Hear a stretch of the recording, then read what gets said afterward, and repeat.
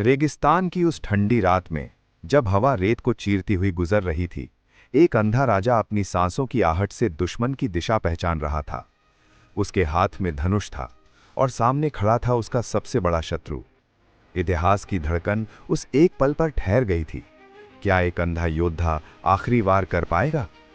ये कहानी है अजमेर और दिल्ली के वीर सम्राट पृथ्वीराज चौहान की, उस राजा की जिसकी वीरता के किस्से आज भी राजस्थान की हवाओं में गूंजते हैं।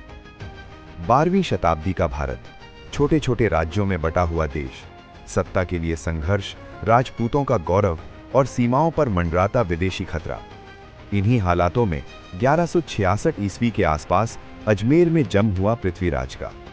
बचपन से ही असाधारण प्रतिभा, तलवारबाजी, घुड़सवारी और विशेष रूप से शब्दभेदी बाण चलाने की कला, यानी केवल आवाज सुनकर निशाना साधना। कहा जाता है कि कम उम्र में ही उन्होंने गद्दी संभाली। अजमेर के बाद दिल्ली पर भी उनका अधिकार हुआ। उनकी वीरता की गूंज दूर दूर तक फैलने लगी, लेकिन हर चमक के पीछे छाया भी होती है। उधर पश्चिम से एक महत्वाकांक्षी शासक बार बार भारत की ओर बढ़ रहा था, मोहम्मद गौरी। उसका लक्ष्य साफ था, भारत में स्थायी सत्ता। 1191 ईस्वी में तराइन का पहला युद्ध हुआ। पृथ्वीराज के नेतृत्व में राजपूत सेना ने गौरी को करारी हार दी। इतिहासकारों के अनुसार गौरी घायल हुआ और भागने पर मजबूर हुआ। उस दिन ऐसा लगा मानो खतरा टल गया, लेकिन यहीं से कहानी में मोड़ आता है। कहा जाता है कि पृथ्वीराज ने पराजित शत्रु को जीवित छोड़ दिया। शायद ये राजपूती मर्यादा थी, शायद दया, मगर इतिहास दया नहीं समझता, वो परिणाम देखता है। गौरी लौट गया, पर हार मानकर नहीं। उसने अपनी सेना को फिर संगठित किया, रणनीति बदली और 1 साल बाद 1192 में फिर से तराइन के मैदान में उतरा। इस बार परिस्थितियां अलग थीं। राजपूत सेनाएं एकजुट नहीं थीं, कई राजाओं के बीच मतभेद थे और गौरी ने रात के अंधेरे में हमला किया। युद्ध भयानक था, तलवारों की टकराहट, घोड़ों की चीख और धूल से ढका आसमान। अंततः पृथ्वीराज की सेना पराजित हुई। इतिहास के कई स्रोतों के अनुसार पृथ्वीराज को बंदी बना लिया गया और अफगानिस्तान के गजनी ले जाया गया। यहीं से शुरू होती है वो कथा जिसमें इतिहास और लोक कथा एक दूसरे में घुल मिल जाते हैं। कहानी कहती है कि गौरी ने उनकी आंखें फोड़ दी। एक अंधा राजा, अपने ही शौर्य की छाया में कैद। लेकिन क्या वीरता आंखों की मोहताज होती है?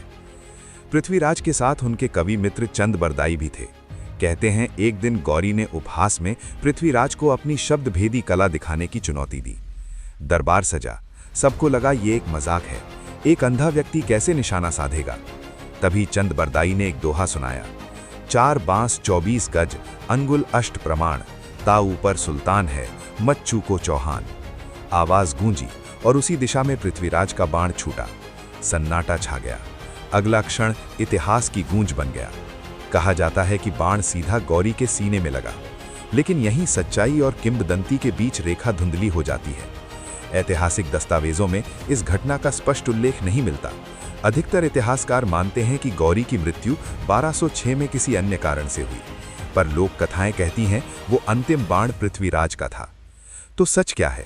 शायद सच ये है कि पृथ्वीराज चौहान केवल एक राजा नहीं थे, बल्कि एक प्रतीक थे, उस समय के साहस, स्वाभिमान और त्रुटियों के भी।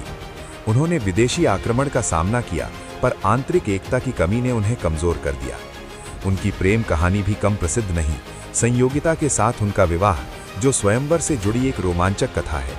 कहा जाता है कि उन्होंने कन्नौज से संयोगिता का हरण किया, जिससे अन्य राजाओं के साथ संबंध और बिगड़ गए। राजनीति और प्रेम दोनों ने मिलकर उनके जीवन को जटिल बना दिया। पृथ्वीराज की हार के बाद उत्तरी भारत की राजनीति बदल गई। दिल्ली पर मुस्लिम शासन की नींव पड़ी। एक युग समाप्त हुआ और दूसरा शुरू। पर सवाल आज भी वही है, क्या वीरता केवल जीत से मापी जाती है, या फिर उस जज्बे से जो आखिरी सांस तक हार नहीं मानता? रेगिस्तान की हवा आज भी जैसे फुसफुसाती है। एक अंधा राजा, आखिरी निशाना और इतिहास की अदालत में खड़ा एक नाम, पृथ्वीराज चौहान। कुछ कहानियां प्रमाणों से नहीं, विश्वास से जीवित रहती हैं, और पृथ्वीराज की कहानी वो आज भी हमें याद दिलाती है कि शक्ति से बड़ा है साहस और हार से बड़ा है सम्मान। क्योंकि कभी कभी इतिहास जीतने वाले नहीं, इतिहास उन्हें याद रखता है जो अंत तक लड़ते हैं।